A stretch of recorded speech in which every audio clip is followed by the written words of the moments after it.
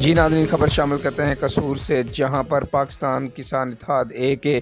وفد نے اسی قصور اورنگزیب سے ملاقات کی ہے۔ جی ہاں، پاکستان کسان اتحاد اے کے تحصیل صدر چودھری اصغر خان نمبردار اور تحصیل جنرل سیکرٹری چودھری زبیر احمد خان اور تحصیل جنرل سیکرٹری سٹی سجاد کرامت نے اے سی قصور اورنگزیب سے ملاقات کی ہے۔ جی ہاں، وہاں پر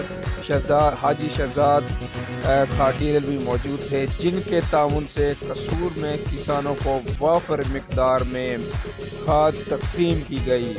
اور اے سی قصور نے کسان اتحاد اے کے وفد کو یقین دہانی کرائی ہے کہ وہ